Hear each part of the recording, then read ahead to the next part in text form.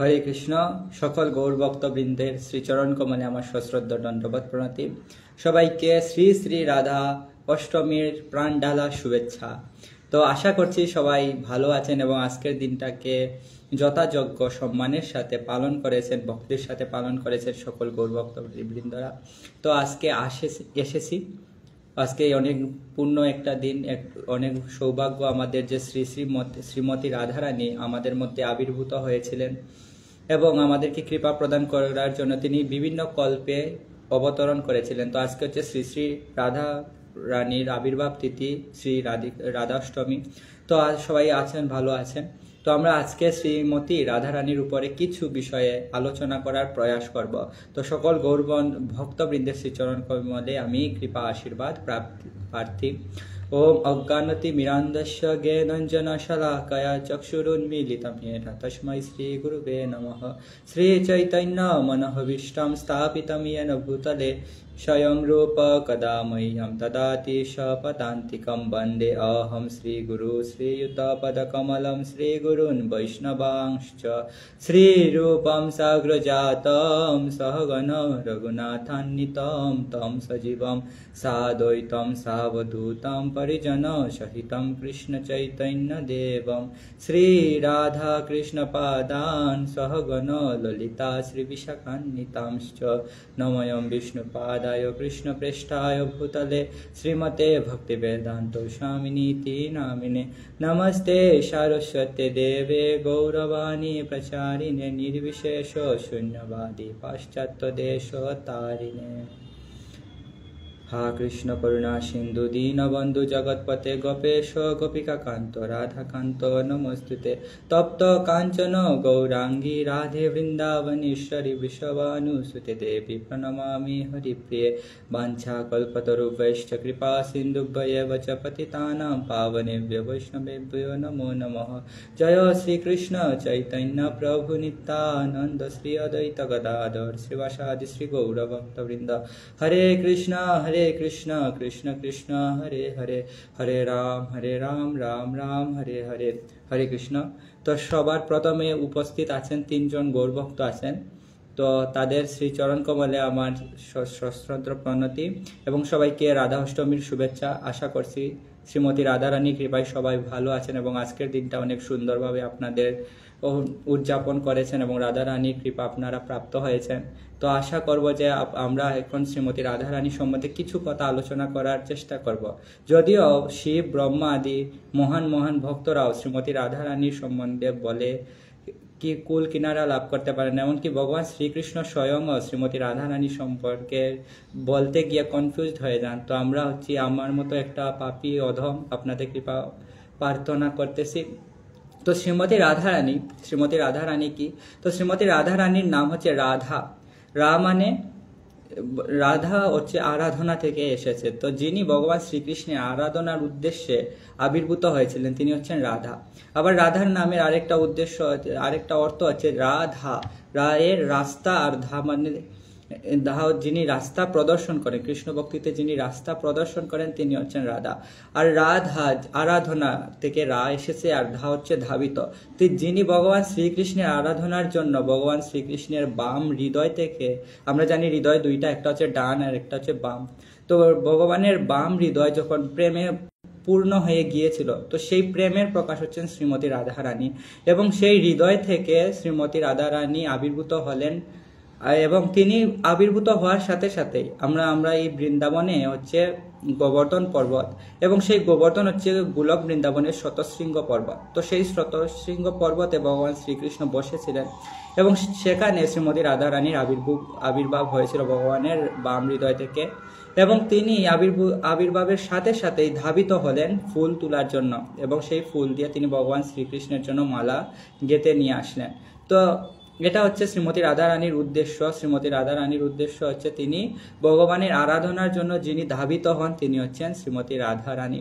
তো শ্রীমতী রাধারানী বিভিন্ন অনেক কল্পে এখানে এসেছিলেন এবং কল্প অনুসারে তার আবির্ভাব কাহিনী হচ্ছে ভিন্ন ভিন্ন। তো একবার যখন ভগবান শ্রীকৃষ্ণ গোলক বৃন্দাবনে ভগবান শ্রীকৃষ্ণের একজন সখী হচ্ছেন বিরজা সখী। ও ভগবানের তো অনন্ত কোটি সখী, অনন্ত কোটি গোপী ভগবানের সাথে লীলা করেন। তো তাদের মধ্যে একজন হচ্ছেন বিরজা। তো একদিন ভগবান শ্রীকৃষ্ণ যখন ভূমি মাতা মানে ধরিত্রী ভগবান শ্রীকৃষ্ণের কাছে প্রার্থনা করেছিলেন গাভী রূপ ধারণ করে, যে ভগবান এই পৃথিবীতে অনেক অত্যাচার অনাচার হচ্ছে, আপনি দয়া করে আসুন এবং ভার মুক্ত করান। তো ভগবান প্রতিজ্ঞা করেছিলেন যে এই জগতে আসবেন এবং ভার হরণ করবেন, সকল অসুরদেরকে বিনাশ করবেন, সাধুদেরকে পরিত্রাণ করবেন। তো ভগবান শ্রীকৃষ্ণ যেহেতু আসবেন, তার পার্শ্বদেরও তো আসতে হবে, শ্রীমতী রাধারানীকেও এখানে আসতে হবে। তো এই জন্য ভগবান শ্রীকৃষ্ণ একটা লীলার আয়োজন করলেন এবং সেখানে তিনি বিরজার সাথে কুঞ্জে ছিলেন এবং শ্রীদামাকে বলেছিলেন তুমি কুঞ্জ পাহারা দাও। তো ভগবান বিরজা সখীর সাথে ছিলেন এবং সেই কথা চলে গেল শ্রীমতী রাধারানীর কাছে। এবং শ্রীমতী রাধারানী, যদিও শ্রীমতী রাধারানীর মধ্যে কাম, ক্রোধ, লোভ, মোহ, মদ, মাৎসর্য যেগুলো কিছু নয়, তিনি হচ্ছেন সচ্চিত আনন্দময়, তিনি আমাদের মতো ভৌতিক নন। তারপরেও ভগবানেরই ইচ্ছাতে শ্রীমতী রাধারানীর মনের মধ্যে কি আসলো? হিংসা আসলো। কেন? আমি ছাড়া কৃষ্ণের সাথে বিরজা কিভাবে আসতে পারে? তো যদিও এটা সম্ভব নয়, কিন্তু ভগবানেরই ইচ্ছাতে আমরা দেখতে পাই যখন বৈকুণ্ঠেতে জয় এবং বিজয় ছিল, তো জয় এবং বিজয় ছিল ভগবানের ভক্ত, শুদ্ধ ভক্ত। তো তাদের দ্বারা কোনো সাধুদের অপমান করা সম্ভব ছিল না, কিন্তু ভগবানের ইচ্ছাতেই তারা সনক, সনন্দ, সনাতন এবং সনত কুমার এই চারজন ব্রাহ্মণের চরণে অপরাধ করে ফেলে। তো ভগবানের ইচ্ছাতেই শ্রীমতী রাধারানীর মনে হিংসা আসলো এবং তিনি বিরজাকে গিয়ে যখন দেখলেন, তিনি অনেক ক্রোধিত হয়ে গেলেন যে কি কৃষ্ণের সাথে বিরজা। তো তিনি যখন দেখতে গেলেন, তো যখন কুঞ্জের সামনে পাহারা দিচ্ছিল শ্রীদাম, তো শ্রীদাম ছিল শ্রীমতী রাধারানীরই ভাই। শ্রীদামা ছিল শ্রীমতী রাধারানীর ভাই। তো শ্রীদামা যেহেতু আদেশ প্রাপ্ত হয়েছিলেন ভগবানের যে কাউকে কুঞ্জতে আসতে দিবে না, কিন্তু শ্রীদামা শ্রীমতী রাধারানীকে যখন দেখলেন যে শ্রীমতী রাধারানী আসতে চাচ্ছেন, তখন শ্রীমতী রাধারানীকে তিনি বাধা দিলেন যে তুমি আসতে পারবে না, এখানে ভগবানের নিষেধ আছে। তো শ্রীদামার কথা শুনে শ্রীমতী রাধারানী অনেক রেগে গেলেন। আমরা দেখতে পাই যে শ্রীমতী রাধারানী কখনো রাগেন না, তার মধ্যে ক্রোধ নেই, কিন্তু এখানে তিনি রেগে যাচ্ছেন, কারণ ভগবানের ইচ্ছাতে সবকিছু হচ্ছে। তো তিনি সেখানে রেগে গেলেন এবং তিনি শ্রীদামাকে অভিশাপ দিয়ে দিলেন যে তুমি আমার সাথে একটা অসুরের মতো ব্যবহার করতেছো, তুমি আমার ভাই হওয়া সত্ত্বেও তুমি এত ক্রূর ব্যবহার করতেছ, তুমি পরবর্তী জন্মের মর্তলোকে যেতে হবে তোমাকে এবং তুমি অসুরের শরীর প্রাপ্ত হবে। এবং শ্রীদামাও শ্রীমতী রাধারানীকে অভিশাপ দিয়ে দিলেন যে তুমি নিজের ভাইকে এত বড় একটা অভিশাপ দিয়ে দিলে, আমিও তোমাকে অভিশাপ দিচ্ছি যে তুমি মর্তলোকে যাবে এবং 100 বছর তোমাকে কৃষ্ণ বিরহে কাটাতে হবে।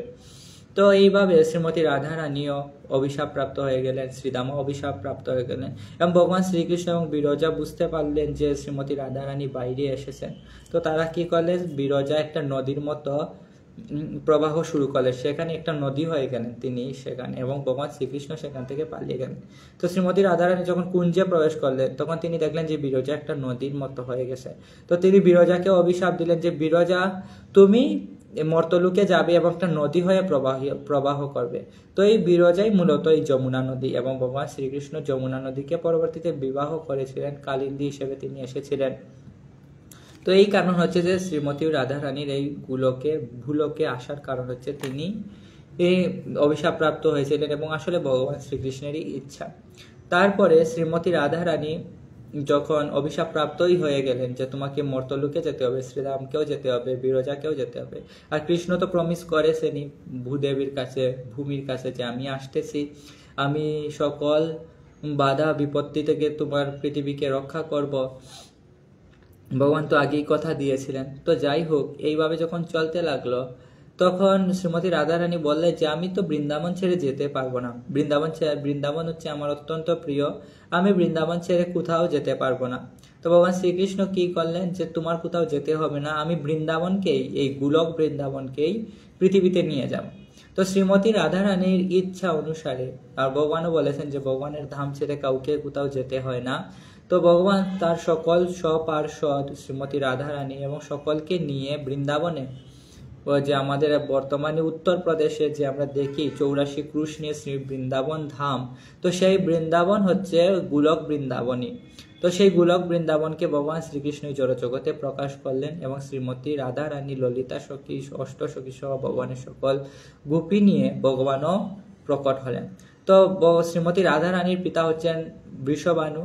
তো একটা কল্পে শ্রীমতী রাধা রানী বিন্দ পর্বতের কন্যা ছিলেন, আরেকটা কল্পে শ্রীমতী রাধা রানী বৃষভানু এবং কীর্তিতার মায়ের সন্তান ছিলেন। তো একবার বিন্দ পর্বতের যখন একটা কল্পে রাধা রানীর আবির্ভাব এরকম হয়েছিল যে বিন্দ পর্বত, তো পৃথিবীতে অনেক পর্বত আছে, তার মধ্যে বিন্দ পর্বত, হিমালয় পর্বত, এগুলো হচ্ছে প্রসিদ্ধ। সুমেরু, গন্ধমাধব, এই পর্বতগুলো বিশেষত খুবই প্রসিদ্ধ এবং তাদের গুণকীর্তি কীর্তন করা হয়। তো তার মধ্যে হিমালয় পর্বত লাভ করেছিল পার্বতী মাতাকে তিনি সন্তান রূপে লাভ করেছিলেন এবং তার যে জামাই মানে হিমালয়ের জামাই তিনি ছিলেন দেবাদিদেব মহাদেব। তো এই জন্য দেবাদিদেব মহাদেবকে জামাই হিসেবে পাওয়ার কারণে হিমালয়ের অনেক কি বেড়ে গিয়েছিল, হিমালয় পর্বতের গৌরব বেড়ে গিয়েছিল, কারণ হিমালয় পর্বতের কন্যা ছিলেন পার্বতী মাতা এবং তার জামাই হচ্ছেন দেবাদিদেব মহাদেব স্বয়ং। তো বিন্দ পর্বত মনে মনে ভাবতে লাগলো যে হিমালয়ের যেহেতু বংশ গৌরব বেড়ে গেছে, তার যেহেতু স্ট্যাটাস বেড়ে গেছে, তো আমাকেও কিছু করতে হবে। তো এই জন্য বিন্দ পর্বত মনে মনে ভাবতে লাগলেন যে আমাকে মাতা পার্বতীর থেকেও শক্তিশালী কন্যার পিতা হতে হবে এবং আমার কন্যার স্বামী হবে দেবাদিদেব মহাদেবের থেকেও শক্তিশালী। এই ভেবে তিনি ব্রহ্মাজির আরাধনা করা শুরু করলেন।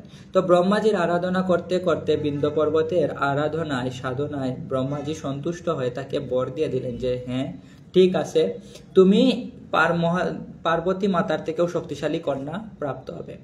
তো ব্রহ্মাজি যখন তার ধামে ফিরে গেলেন, সত্যলোকে ফিরে গেলেন, তো তিনি ভাবতে লাগলেন যে মাতা দুর্গার থেকে শক্তিশালী কোন যদি কন্যা থাকে তাহলে তিনি হচ্ছেন শ্রীমতী রাধারানী এবং দেবাদিদেব মহাদেবকে যদি কেউ পরাজিত করতে পারে তাহলে তিনি ভগবান শ্রীকৃষ্ণ ছাড়া আর কারো পক্ষে দেবাদিদেব মহাদেবকে পরাজিত করা সম্ভব নয়।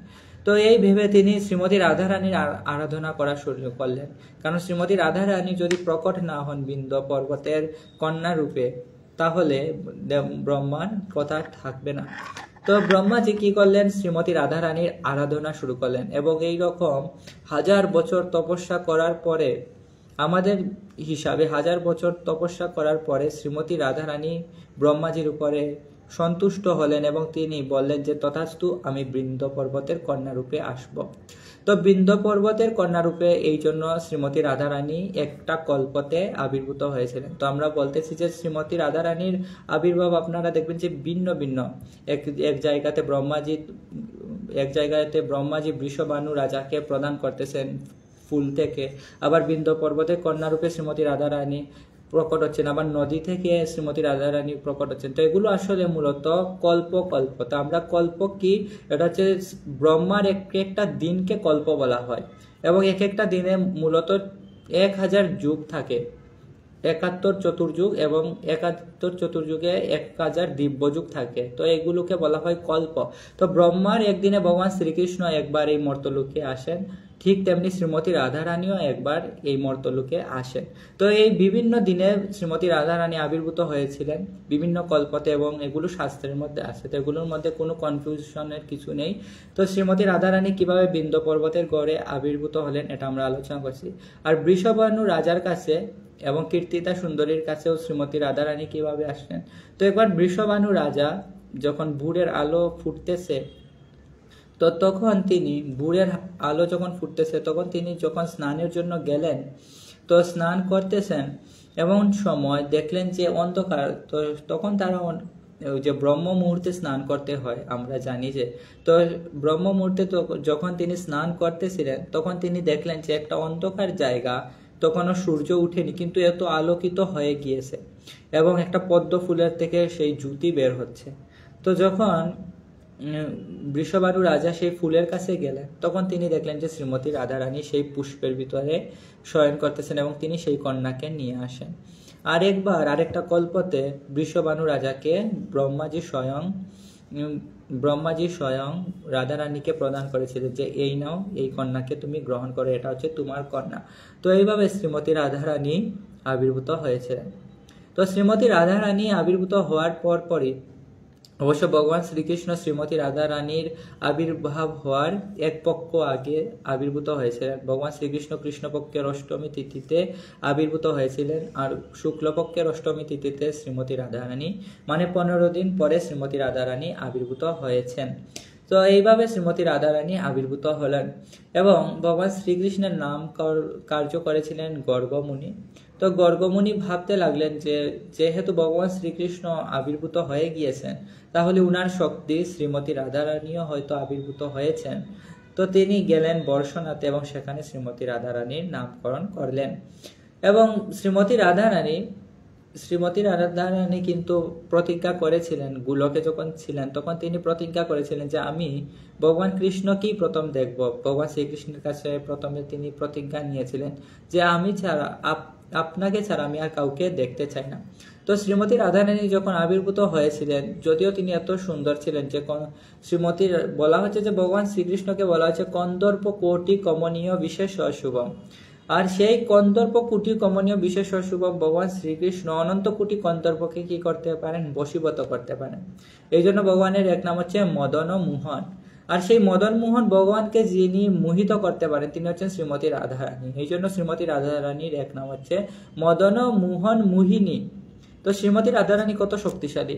তো সেই শ্রীমতী রাধা রানী এত সুন্দর ছিলেন, সকল কীর্তিদার সুন্দরী বৃষভানু রাজা সবাই তো অনেক খুশি। তো নারদ মুনিও তখন সেখানে এসেছিলেন। তো নারদ মুনি যখন রাধা রানীকে তো তিনি জানতেন, তো তিনি বললেন যে বৃষভানু রাজাকে বললেন যে আমি আপনার কন্যাকে একান্তে দেখতে চাই। তো নারদ মুনি সেই রাধা রানীর কাছে গেলেন এবং রাধা রানীর স্তবস্তুতি করতে লাগলেন এবং সেখানে রাধা রানীকে বলতে লাগলেন যে আপনি কৃপা করে আমাকে আপনার যে কিশোরী রূপ আছে সেটা দর্শন দিন। তো সেখানে রাধা রানীর কাছে প্রার্থনা করেন এবং শ্রীমতী রাধা রানীর কৃপা আশীর্বাদ শ্রী নারদ মুনি প্রাপ্ত হন। কিন্তু যখন শ্রীমতী রাধা রানী আবির্ভূত হয়েছিলেন তখন পর্যন্ত তার চোখ কিন্তু বন্ধ ছিল, তিনি চোখ একবারের জন্য খুলেননি। তো বৃষভানু রাজা এবং কীর্তিদা সুন্দরী মাতা অনেক চিন্তিত হয়ে গিয়েছিলেন যে আমাদের কন্যা তো হচ্ছে অনেক সুন্দর, ত্রিভুবনে তার মতে কোনো সুন্দর নেই, কিন্তু তিনি তো চোখ খুলতেছেন না। তারা অনেক চিন্তিত হয়ে গেলেন। তো নারদ মুনি বললেন যে এত চিন্তার কিছু নেই, আপনাদের এত সুন্দর কন্যা হয়েছে, এত সৌভাগ্যবতী, যার চরণ কমলে এত ঐশ্বর্যের চিহ্ন। তো আপনারা এক কাজ করুন, আপনারা অনেক বড় করে অনুষ্ঠান করুন এবং সেখানে যে বৃন্দাবনের যে নন্দগ্রামের যিনি নন্দ মহারাজ এবং যশোদা মা, এবং বিশেষ খেয়াল রাখবেন কৃষ্ণ এবং বলরামকে আপনারা কি করবেন? নিমন্ত্রণ করবেন আপনার কন্যার এই অনুষ্ঠানে। তো বৃষভানু রাজা তাদেরকে সেই অনুষ্ঠানে নিমন্ত্রণ করলেন এবং নিমন্ত্রণে তারা আসলেন। তো ভগবান শ্রীকৃষ্ণ যখন অনুষ্ঠানে আসলেন, তো ভগবান শ্রীকৃষ্ণ কি করলেন? দৌড়ে চলে গেলেন শ্রীমতী রাধা রানীর কাছে এবং ভগবান শ্রীকৃষ্ণর যে উপস্থিতি বুঝতে পেরে শ্রীমতী রাধা রানী তখন সর্বপ্রথম চোখ খুলেন এবং ভগবানের দর্শন করেন এবং এর মাধ্যমে তিনি তার প্রথম চোখ খুলেন। তো এর মাধ্যমে আমাদেরকে শ্রীমতী রাধা রানী শিক্ষা দিচ্ছেন যে আমাদের জীবনের শুরু করা উচিত ভগবানের দ্বারা, ভগবানের দর্শনের দ্বারা, ভগবানের মাধ্যমে আমাদের জীবন শুরু করা উচিত। তো আমাদের যেহেতু জীবন অনেক তাড়াতাড়ি শুরু হয়ে গেছে, তো আমরা কি করতে পারি? আমরা প্রতিদিন দিনটা শুরু করতে পারি ভগবানের অপ্রাকৃত দর্শনের মাধ্যমে। যেমন শ্রীমতী রাধা রানী তার প্রথম চোখ খুলেছিলেন ভগবানকে দেখার মাধ্যমে। তো আমরা আমাদের জীবনের প্রত্যেকটা দিন শুরু করতে পারি ভগবানের দর্শনের মাধ্যমে। ভগবানের মঙ্গল আরতি না পারলেও ভগবানের একটা চিত্রপটের সামনে আমরা বসে ভগবানকে দেখতে পারি, জপ করতে পারি সকালবেলা। তো এটা হচ্ছে শ্রীমতী রাধা রানীর শিক্ষা। তারপরে যখন শ্রীমতী রাধা রানীর 7 মাস বয়স হয়েছে, তো 7 মাস বয়স আমরা জানি যে যারা কন্যা আছে তাদেরকে 7 মাস বয়সে অন্নপ্রাশন করানো হয়। তো 7 মাস বয়সে যখন শ্রীমতী রাধা রানীর অন্নপ্রাশন করা হবে, তখন শ্রীমতী রাধা রানীর গৃহে ভগবান শ্রীকৃষ্ণ, বলরাম, নন্দ মহারাজ, যশোদা মাতা সবাই এসেছে এবং ভগবান শ্রীকৃষ্ণ রাধা রানীর পাশেই বসে প্রসাদ গ্রহণ করছিলেন। তো রাধা রানী যখন প্রথম অন্ন গ্রহণ করেন অন্নপ্রাশনে, তিনি কি করলেন? ভগবান শ্রীকৃষ্ণের প্লেটের মধ্যে হাত দিলেন এবং সেখান থেকে খাবার তুলে নিয়ে গ্রহণ করে নিলেন। তো শ্রীমতী রাধারানী আমাদেরকে শিক্ষা দিচ্ছেন আমাদের যদি কিছু গ্রহণ করা উচিত, যদি আমাদের খাবার গ্রহণ করতেই হয়, তাহলে অবশ্যই আমাদের কৃষ্ণ প্রসাদ গ্রহণ করতে হবে।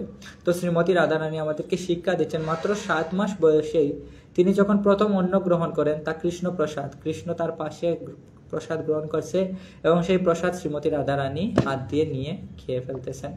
তো এইভাবে শ্রীমতী রাধারানী আমাদেরকে শিক্ষা দিচ্ছেন কিভাবে ভগবানের দর্শনের মাধ্যমে আমাদের জীবন শুরু করা উচিত, তারপরে আমাদের যা গ্রহণ করা উচিত প্রসাদই গ্রহণ করা উচিত। তো এইভাবে শ্রীমতী রাধারানী অনেক লীলাবিলাস করেছিলেন।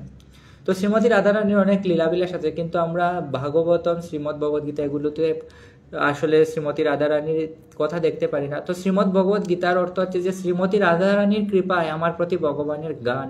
তো শ্রীমদ্ ভগবদ গীতা যখন বলা হয়েছিল কুরুক্ষেত্রের যুদ্ধে বলা হয়েছিল, তো সেখানে অনেক সময় কম ছিল। তো শ্রীমতী রাধারানীর নাম শোনা মাত্র আমরা দেখতে পাই যে যখন ভগবান কুরুক্ষেত্রে পরবর্তীতে যায়, তো সেখানে শ্রীমতী রাধারানীর নাম শুনে এবং ভাবে বিহ্বল হয়ে তিনি ভগবান জগন্নাথের রূপ ধারণ করেন। বলরাম, সুভদ্রা মহারানী এবং ভগবান শ্রীকৃষ্ণ তারা তখন তাদের বিকারগ্রস্ত হয়ে গিয়েছিলেন। তো ভাবে বিহ্বল হয়ে শ্রীমতী রাধারানীর নাম শোনার পরে, সেই ব্রজের নাম শোনার পরে তিনি ভাবে বিহ্বল হয়ে গিয়েছিলেন এবং সেখানে তারা জগন্নাথ, বলদেব, সুভদ্রা মহারানীর রূপ ধারণ করেন এবং সেই রূপই আমরা এখন পুরীতে আরাধনা করি। তা নারদ মুনির কৃপাতেই আমরা সেই রূপ প্রাপ্ত হয়েছি। তো আমরা দেখতে পাই যে শ্রীমতী রাধারানীর নাম এত গভীর, আমরা তো অনেক সময় রাধা রাধা বলে ফেলি, কিন্তু ভগবান শ্রীকৃষ্ণ তার শুদ্ধ ভক্তরা যখন সেই রাধারানীর নাম গ্রহণ করেন, তো তারা কিন্তু এত স্বাভাবিকভাবে গ্রহণ করেন না। সেই নামের প্রতি যে ভাব, এই ভাবের কারণে তারা বিহ্বল হয়ে যান, কখনো অচেতন হয়ে যান, কখনো গদগদ হয়ে যান, কখনো তারা কান্না করেন, কখনো তাদের শরীরে বিকারগ্রস্ত হন। তো এই জন্য শ্রীমদ্ ভগবদ গীতাতে ভগবান শ্রীকৃষ্ণ একবারও শ্রীমতী রাধারানীকে উল্লেখ করেননি। যদি উল্লেখ করতেন তাহলে যুদ্ধ আর হতো না, সেখানেই ভগবান শ্রীকৃষ্ণ ভাবে বিভোর হয়ে যেতেন এবং আর তার ভগবদ গীতাও বলা হতো না। আমরা দেখতে পাই শ্রীমদ্ ভাগবতমেও প্রথমে আমরা দেখতে পাই শ্রী, তো শ্রী মানে শ্রীমতী রাধারানী। তো শ্রীমতী রাধারানীর যদি কৃপা না হয় তাহলে ভগবদ গীতা, শ্রীমদ্ ভাগবতম আমরা কিছুই বুঝতে পারবো না। তো আমরা দেখতে পাই শ্রীমদ্ ভাগবতমেও রাধারানীর কথা খুব বেশি বলা হয় নাই, শুধু দশম স্কন্ধে গোপী গীতের মধ্যে আমরা দেখতে পাই যখন ভগবান শ্রীকৃষ্ণ গোপীদেরকে ছেড়ে চলে গেছে, তখন শুধু ইনডাইরেক্টলি বলা হচ্ছে যে একজন প্রধান গোপী শ্রীমতী রাধারানীর নাম কিন্তু সুখদেব গোস্বামী নেন নাই। কেন নেন নাই? কারণ অনেক আর্জেন্ট বিষয় ছিল, কারণ মাত্র 7 দিন সময় ছিল পরীক্ষিত মহারাজের। তো যদি রাধারানীর নাম নেওয়া হতো তাহলে সুখদেব গোস্বামী আবার বিভোর হয়ে যেতেন, তিনি মৌন হয়ে যেতেন, তিনি জগতের সকল সম্পর্ক থেকে তিনি বিচ্ছিন্ন হয়ে যেতেন, তো তার আর ভাগবতম বলা হতো না। এই জন্য সেখানেও সুখদেব গোস্বামী অনেক চেষ্টা করেছেন যে শ্রীমতী রাধারানীর নাম যাতে আমি উল্লেখ না করি, তাহলে আমার আর ভাগবতম বলা হবে না। তারপরেও শ্রীমতী রাধারানীকে কি আটকাতে পারে? তারপরেও ভাগবতমের দশম স্কন্ধে গোপী গীতে আমরা দেখতে পাই সুখদেব গোস্বামী ইনডাইরেক্টলি বলে দিচ্ছেন যে সেই প্রধান গোপী হচ্ছেন ভগবান শ্রীকৃষ্ণের অত্যন্ত প্রিয়। তো সেই প্রধান নায়িকা হচ্ছেন রাধারানী। আমরা দেখতে পাই যে জগৎগুরু শিল প্রভুপাদ যখন যাচ্ছিলেন আমেরিকাতে, তখন সমুদ্রের মধ্যে একটা ভজন লিখেছিলেন, কৃষ্ণ তব পুণ্য হবে ভাই, কৃষ্ণ তব পুণ্য হবে ভাই, এই পুণ্য করিবে যবে রাধারানী খুশি হবে। তো এই পুণ্য করিবে যবে রাধারানী খুশি হবে। তো কৃষ্ণ তব পুণ্য হবে ভাই, এই পুণ্য করিবে যবে রাধারানী খুশি হবে, এটা বলতেছেন কে? জগৎগুরু শিল প্রভুপাদ। এবং জগৎগুরু শিল প্রভুপাদের জীবনে আমরা দেখতে পাই উনার পিতা ছিলেন গৌরমোহন দে। তো গৌরমোহন দে প্রতিদিন 4 জন সাধুকে প্রসাদ পাওয়াতেন এবং তিনি একটাই প্রার্থনা করতেন তাদের কাছে। তারা যখন আশীর্বাদ দিতে চাইতেন তিনি একটাই প্রার্থনা করতেন যে আমার ছেলে অভয় যেন রাধারানীর একজন একান্ত ভক্ত হয়। তো শিল প্রভুপাদ ছিলেন রাধারানীর একান্ত ভক্ত এবং সেই রাধারানীকে তিনি এই জগতের কুনায় কুনায় পর্যন্ত পৌঁছে দিয়েছেন। ঢাকাতে রাধা গোবিন্দ, আমাদের পুনেতে রাধা কুঞ্জ বিহারী, তারপরে আরো পুনের ওইদিকে গেলে রাধা বৃন্দাবন চন্দ্র, বৃন্দাবনে রাধা শ্যাম সুন্দর, তারপরে মায়াপুরে রাধা মাধব, আমরা তারপরে দেখতে পাই রাধা মাধব, কলকাতাতে রাধা গোবিন্দ। তো এইরকম বিভিন্ন জায়গাতে শ্রীমতী রাধা রানীকে জগৎগুরু শিল প্রভুপাদ প্রচার করেছেন। এবং জগৎগুরু শিল প্রভুপাদ বলতেছেন, কৃষ্ণ তব পূর্ণ হবে ভাই। তো আমরা তখনই কৃষ্ণের কৃপা লাভ করব যখন আমরা অনেক পুণ্য কর্ম করব। কৃষ্ণ তব পূর্ণ হবে ভাই, এই পুণ্য করিবে যবে রাধারানী খুশি হবে। তো সেই পুণ্য করতে হবে রাধারানীর খুশির জন্য। যখন রাধারানী আমাদের কর্মের জন্য খুশি হবেন, তখন কি হবে, ভগবান শ্রীকৃষ্ণ খুশি হবে। তো এটা জগৎগুরু শিল প্রভুপাদ যখন তার মার্কিনে ভগবত ভাবনা আমরা দেখতে পাই যে বড় কৃপা কইলে কৃষ্ণ অদমের প্রতীক। তো এই ভজন লিখার পরে তিনি এই ভজন লিখেছেন যে রাধারানী কৃপা ছাড়া আমি কোনোভাবেই ভগবানের কৃপা লাভ করতে পারবো না। এই জন্য শ্রীমতী রাধারানীর নাম হচ্ছে রাধা, যিনি রাস্তা প্রদর্শন, যিনি রাস্তা আমাদেরকে দেখান, কৃষ্ণ ভক্তিতে যিনি রাস্তা দেখান। তো শ্রীমতী রাধারানী হচ্ছেন, আমি আগেই বলেছিলাম, ভগবান শ্রীকৃষ্ণের বাম হৃদয় যখন প্রেমে পূর্ণ হয়ে গেছে, তো সেই প্রেমের প্রকাশ হচ্ছে শ্রীমতী রাধারানী। তো আমরা এই জড়জগতেও দেখতে পারি, মানুষ যখন অনেক আনন্দিত হয়, তখন তাদের মুখের মধ্যে একটা আলাদা একটা প্রকাশ আসে, কিন্তু আমাদের সেই প্রকাশটা হচ্ছে ক্ষণস্থায়ী, আমাদের সেই আনন্দের কোনো রূপ আমরা দিতে পারি না। তো ভগবান শ্রীকৃষ্ণের যে আনন্দ, ভগবান শ্রীকৃষ্ণের যে লাদিনী শক্তি, তিনি হচ্ছেন শ্রীমতী রাধারানী। দুই দেহ একই প্রাণ, এটা হচ্ছে শ্রীমতী রাধারানী। তো শ্রীমতী রাধারানীর এবং ভগবান শ্রীকৃষ্ণের বিয়ে হয়েছিল বান্ডির বনে। তো স্বয়ং ব্রহ্মাজি তাদেরকে বিবাহ দিয়েছিলেন। তখন ওটা অনেক লম্বা কাহিনী, সেটা যে গোবিন্দ আমাদের শ্রীজীব গোস্বামীর গ্রন্থে, গোবিন্দ করুণামৃত গ্রন্থে এটা আছে। তো এটা অনেক বড় কাহিনী যে ব্রহ্মাজি কিভাবে ভগবান শ্রীকৃষ্ণ এবং রাধারানীর বিবাহ দিয়েছিলেন। তো সেখানে শ্রীমতী রাধারানী অনেক বড় ছিলেন, কারণ তখন তিনি আবির্ভূত, আর ভগবান শ্রীকৃষ্ণ অনেক ছোট বাচ্চা ছিলেন। তো একদিন যখন নন্দ মহারাজ বনের মধ্যে ছিলেন ভগবান শ্রীকৃষ্ণকে নিয়ে, তো সেখানে অনেক জ্বর হচ্ছিল, কেউ আসতে পারতেছিল। আর তখন নন্দ মহারাজ অনেক চিন্তিত ছিলেন যে আমার এই শিশুকে কে রক্ষা করবে। তখন শ্রীমতী রাধারানী সেই বনের মধ্যে এসেছিলেন, এবং রাধারানী তখন অনেক বড় ছিলেন। আমরা দেখতে পাই ভগবান শ্রীকৃষ্ণের 15 দিনের ছোট তো আমরা দেখতে পাই, কিন্তু সেখানে রাধারানী এসেছিলেন তার কিশোরী রূপে, তিনি যে রূপে সর্বদা বিরাজমান সেই রূপে এসেছিলেন। এবং তিনি নন্দ মহারাজ ভগবান শ্রীকৃষ্ণের কৃপাতে তখন বুঝতে পেরেছিলেন যে ইনি হচ্ছেন জগৎ জননী শ্রীমতী রাধারানী। তো শ্রীমতী রাধারানীর কুলে ভগবান শ্রীকৃষ্ণকে নন্দ মহারাজ দিয়ে দিয়েছিলেন, এবং বলেছিলেন যে কৃপা করে আপনি কৃষ্ণকে নিয়ে নন্দগ্রামে যান, মাতা যশোদার কুলে দিয়ে দেন, আমি পরে আসতেছি। তো এইভাবে শ্রীমতী রাধারানী যখন নন্দগ্রামে নিয়ে যাচ্ছিলেন ভগবান শ্রীকৃষ্ণকে ভগবান শ্রীকৃষ্ণ কুলে করে নিয়ে যাচ্ছিলেন। তো বান্ডির বনে আসার পরে ভগবান শ্রীকৃষ্ণ বড় হয়ে গেলেন, আবার তার যে কিশোর রূপ, ভগবান শ্রীকৃষ্ণর যে কিশোর রূপ, সেই রূপে তিনি চলে আসলেন। এবং সেখানে ভগবান শ্রীকৃষ্ণ ব্রহ্মাজিকে আহ্বান করলেন। তো ব্রহ্মাজি হচ্ছেন প্রথম ব্রাহ্মণ এই সৃষ্টির, যিনি সকল বেদ ব্রহ্মার মুখ থেকে এসেছে। তো ব্রহ্মাজি সেখানে ভগবান শ্রীকৃষ্ণ এবং রাধারানীর বিবাহ দিয়েছিলেন। এবং শ্রীমতী রাধারানী ভগবান শ্রীকৃষ্ণকে যখন সাজাতে গিয়েছিলেন, এর পূর্বে ভগবান শ্রীকৃষ্ণ রাধারানীকে সাজিয়ে দিয়েছে। তো রাধারানী যখন ভগবান শ্রীকৃষ্ণকে সাজাতে গিয়েছিলেন, তো ভগবান শ্রীকৃষ্ণ আবার ছোট শিশু হয়ে গেলেন। তো ছোট শিশু হয়ে যাওয়ার ফলে রাধারানী অনেক ব্যথিত হলেন ভগবানের সেবা না করতে পেরে। তো সেখানে নারদ মুনি আবার আসলেন এবং বললেন যে এত টেনশন করার কিছু নেই, আবার ভগবান শ্রীকৃষ্ণের সাথে তুমি এখানে আসবে এবং এখানে আপনাদের আবার কৃষ্ণের সাথে আপনি সেবা করতে পারবেন। তো শ্রীমতী রাধারানী ভগবান শ্রীকৃষ্ণকে কুলে করে নিয়ে আবার মাতা যশোদার কাছে দিয়ে দিলেন, এবং তিনি চলে গেলেন। তার শ্রীমতী রাধারানীও তখন কিন্তু শিশুর মতোই ছিলেন। তো তিনি আবার শিশুরূপ ধারণ করে বর্ষনাতে চলে গেলেন।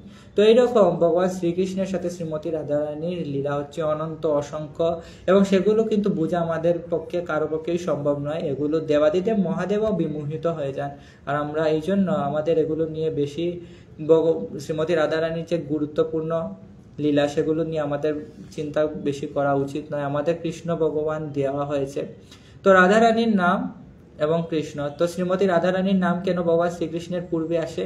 কারণ জড়জগতে এবং ত্রিলোকে শ্রীমতী রাধারানী হচ্ছেন একমাত্র ব্যক্তি যিনি আমাদের সেবাকে গ্রহণ করেন। ভগবান শ্রীকৃষ্ণ কিন্তু অনেক কড়া ব্যক্তি। ভগবান শ্রীকৃষ্ণ শ্রীমদ্ ভগবদ গীতাতে বলেছেন যে সর্বধর্ম পরিত্যাজ্য মামেকম শরণম ব্রজ অহম তাম সর্ব পাপেভ্যো মোক্ষয়িষ্যামি মা শুচঃ। আরেকটা শ্লোকে বলেছেন মচ্চিত্তা মদ্গত প্রাণা বুদয়ন্ত পরস্পরম কথয়ন্তশ্চ মাম নিত্যম তুষ্যন্তি চ রমন্তি চ। আরেকটা শ্লোকে ভগবান বলেছেন যে সততম কীর্তয়ন্ত মাম। তো ভগবান শ্রীকৃষ্ণ বারবার বলতেছেন তুমি শুধু আমার সেবা করতে হবে, আর কিছু করতে পারবে না। সর্বধর্ম পরিত্যাগ করে যদি তুমি এক বস্ত্রে এক প্রতিজ্ঞায় আমার কাছে চলে আসো, তখন আমি তোমাকে দেখবো, তখন আমি তোমাকে অ্যাকসেপ্ট করব। তুমি যদি সর্বদা তোমার চিন্তা যদি সর্বদা মদ চিত্তা মদ গ্রত প্রাণা, তুমি যদি সর্বদা আমার চিন্তা করো, তোমার প্রাণ যদি আমাতে নিবিষ্ট হয়, তাহলে তোমাকে আমি দেখব। তুমি যদি সততম কীর্তয়ন্তমাম, সর্বদা যদি আমারই কীর্তন করো, তাহলে আমি তুমি দেখবো। তো এটা করা অসম্ভব আমাদের পক্ষে, অনেক কঠিন। কিন্তু শ্রীমতী রাধারানী এরকম নয়। শ্রীমতী রাধারানী অনেক কৃপালু। আমরা দেখতে পাই একবার কি হয়েছিল, একটা শিয়ালকে কি করা হচ্ছিল, একটা ব্রজবাসী যারা আছে তারা একটা শিয়ালকে দেখতে পেল এবং তারা ভাবতে লাগলো এই শিয়ালটা কি করবে, আমাদের গাইকে মেরে ফেলবে। আসলে শিয়াল না, নেকড়ে বাঘ। তো নেকড়ে বাঘ আমাদের গাইকে মেরে ফেলবে, ওকে তাড়াও। তো সেই নেকড়েকে তাড়িয়ে তারা যখন চলে আসলো, তো একটা গুহাতে সেই নেকড়ে প্রবেশ করলো, ঢুকে গেল। তো সকল ব্রজ বালকরা সেই গুহার মুখে লাকড়ি দিয়ে আগুন ধরিয়ে দিল। তো সেই নেকড়ে জানতো যে পাশেই রাধাকুণ্ড, এবং রাধাকুণ্ড যেখানে শ্রীমতী রাধারানীও সেখানে। তো সেই নেকড়ে অনেক জুড়ে রাধা রাধা বলে ডাকতে শুরু করলো। যেহেতু বৃন্দাবনের সকল পশু পাখিরা হচ্ছে দিব্য, তো তারা ডাকতেও পারে। তো তারা যখন সেই নেকড়ে রাধা রাধা বলে ডাকলো, তো শ্রীমতী রাধারানী ললিতা সখীকে পাঠালেন, বললেন যে কে আমার নাম ধরে ডাকতেছে। তো ললিতা সখী যখন সেখানে গেলেন, তিনি দেখলেন যে আগুন জ্বলতেছে, ব্রজ শিশু যারা আছে তারা আনন্দ করতেছে এবং ভিতর থেকে কেউ আওয়াজ দিচ্ছে যে রাধা রাধা বাঁচাও। তো তখন তিনি সকল ব্রজবাসীকে সেখান থেকে তাড়িয়ে দিলেন এবং সেই আগুন থেকে যখন দেখলেন একটা নেকড়ে বাঘ, তো সেই নেকড়ে বাঘ রাধারানীর কাছে আসলো, অনেক আহত ছিল। তো রাধারানী অনেক করুময়ী, করুণা ভরিতে, যার হৃদয় করুণায় ভরপুর, তো সেই রাধারানী অনেক কৃপা করে সেই নেকড়ের উপরে যখন হাত রাখলেন, তখন সেই নেকড়েটা একটা গুপিতে পরিণত হয়ে গেল। তো এটা হচ্ছে শ্রীমতী রাধারানীর কৃপা। কিন্তু শ্রীমতী রাধারানী নিজে সরাসরি তো কৃপা করেন না, কিন্তু তিনি যখন আমরা রাধারানীর নাম স্মরণ করব, তখন রাধারানী ললিতা সখীর মতো আমাদের কাছে গুরুদেবকে পাঠাবেন এবং সেই গুরুদেব আমাদেরকে রাধা তত্ত্ব বুঝতে সাহায্য করবেন। তো এই জন্য আমাদের গুরুদেবের আশ্রয় নিতে হবে। তো আমাদের অনেক সৌভাগ্য যে জগৎগুরু শিল প্রভুপাদ, যিনি আমাদের মতো অধমদেরকে উদ্ধার করার জন্য, যদি প্রভুপাদ না হইত তবে কি হইত, কেমনে বহিত এ জীবন বহিত কেসে। তো হিন্দি চলে আসতেছে, সরি। তো যদি জগৎগুরু শিল প্রভুপাদ না হতেন তাহলে কি হতো, আমরা হয়তো কোনো হস্টেলে থাকতাম। আজকে হোস্টেলে 15 দিন ছিলাম আমি যখন ভারতে আসি। তো সাবিত্রীবাই পুনে ইউনিভার্সিটির হোস্টেলে 15 দিন থাকার পরে আমার চিত্ত অনেক খারাপ হয়ে গিয়েছিল। তো এইরকম আমাদের থাকতে হতো, হোস্টেলে থাকতে হতো, লজে থাকতে হতো, বিভিন্ন রুমে থাকতে হতো। আমরা কৃষ্ণ ভক্তি কি জানতামই না, রাধারানী কি। আরেকজন ব্যক্তি হচ্ছেন শ্রী গৌরাঙ্গ মহাপ্রভু। যদি গৌর না হইত তবে কি হইত, কেমনে ধরিতাম দে, তবে রাধার মহিমা প্রেমর সীমা জগতে জানাই তোকে। তবে রাধার যে মহিমা, রাধারানী যে কি, সেটা তো দেবাদিদেব মহাদেবও বুঝতে পারেন না, এমনকি ভগবান শ্রীকৃষ্ণও বুঝতে পারেন না যে এই রাধারানী। একবার কি হয়েছিল, একবার রাধারানী এবং ভগবান শ্রীকৃষ্ণ বসেছিলেন কুঞ্জতে। তো সেখানে একটা ভ্রমর এসে গুনগুন করতেছে আর রাধারানী অনেক ভয় পেয়ে গেছে।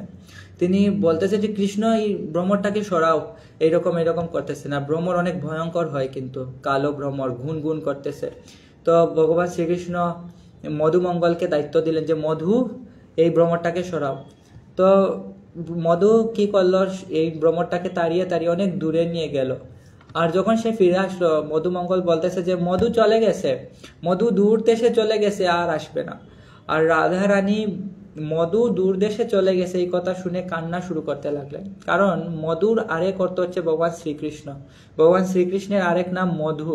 তো শ্রীমতী রাধা রানী ভাবতেছেন যে বৃন্দাবন ছেড়ে ভগবান শ্রীকৃষ্ণ চলে গেছেন, অনেক দূরে চলে গেছেন, আর তিনি ব্রজতে ফিরে আসতেছেন না, এই ভেবে শ্রীমতী রাধারানী কান্না করতেছেন। আর ভগবান শ্রীকৃষ্ণ শ্রীমতী রাধারানীর পাশেই বসেছিলেন।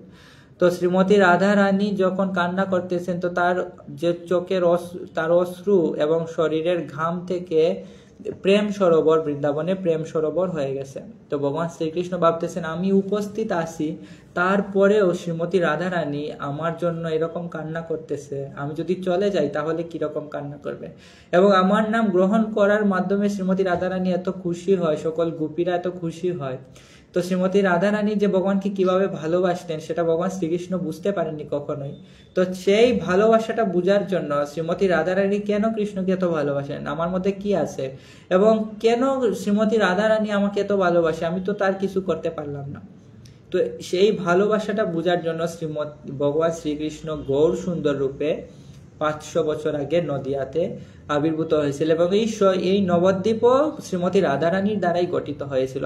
তো সেই নবদ্বীপ যে আমাদের নদিয়া, যে মায়াপুর ধাম, সেই ধাম কিভাবে গঠিত হয়েছিল, কারণ একবার ভগবান শ্রীকৃষ্ণ অন্য গোপীদের সাথে যখন লীলা করতেছিলেন বৃন্দাবনে, তখন শ্রীমতী রাধারানীর মনে অনেক কষ্ট হলো, কারণ ভগবান শ্রীকৃষ্ণ এই বৃন্দাবনে সকল গোপীদের সাথে, কিন্তু তিনি ভাবলেন যে আমি ভগবান শ্রীকৃষ্ণের একান্ত সেবা করতে চাই, এই জন্য তিনি নবদ্বীপ গঠন করলেন, যমুনা এবং গঙ্গা নদীর মাঝখানে নবদ্বীপ গঠন করলেন। এবং সেই নবদ্বীপে ভগবান শ্রীকৃষ্ণ আসলেন, কিন্তু ভগবান শ্রীকৃষ্ণের হৃদয়ে কে ছিলেন, রাধারানীর ভাব ছিল, আর বাইরে শ্রীমতী রাধারানীর কান্তি ছিল গৌরবর্ণম। তো এইভাবে ভগবান শ্রীকৃষ্ণ যদিও এসেছিলেন, কিন্তু তার দেহটা কালো ছিল না, নীল ছিল না, ছিল গৌর, কারণ শ্রীমতী রাধারানীর কান্তি ছিল এবং হৃদয়ে শ্রীমতী রাধারানীর ভাব ছিল। তো এইভাবে শ্রীমতী রাধারানী ভগবান শ্রীকৃষ্ণের সাথে একসাথে হয়ে শ্রী গৌরাঙ্গ মহাপ্রভু রূপে আসেন। তো এটা হচ্ছে শ্রীমতী রাধারানীর মহিমা। আর অনেক সময় হয়ে গেছে, তো আমরা ছোট একটা কাহিনী বলে শ্রীমতী রাধারানীর লীলা বলে আজকে শেষ করে দেব। যারা উপস্থিত আছেন তাদেরকে ধন্যবাদ। তো শ্রীমতী রাধা রানীর যে আজকে যে রাধা অষ্টমী, তো রাধাষ্টমী পালন করলে কি হয়, তো আমি আশা করতেছি সবাই 12টা পর্যন্ত উপবাস ছিলেন, রাধা রানীর কৃপা পাপ লাভ করেছেন। তো একবার এটা হচ্ছে একটা সংহিতা আছে, গর্গ সংহিতাতে, সম্ভবত গর্গ সংহিতাতে এই লীলাটা আছে, যে একটা প্রস্টিটিউট ছিল আর কি, একজন মাতাজি ছিল যিনি অবৈধ কাজকর্মে ব্যস্ত ছিল এবং তিনি অত্যন্ত সুন্দর ছিল। মাতাজির নাম ছিল লীলাবতী। তো সেই মাতাজির নাম ছিল লীলাবতী এবং তিনি অনেক সুন্দর ছিলেন, এত সুন্দর, তো সুন্দর হতে হয় আসলে। তো তিনি এত সুন্দর ছিলেন, কিন্তু তার জীবনে অনেক পাপময় ছিল, তিনি বিভিন্ন রকমের অবৈধ কাজ করতেন, প্রস্টিটিউট, তো আপনারা বুঝতে পারতেছেন।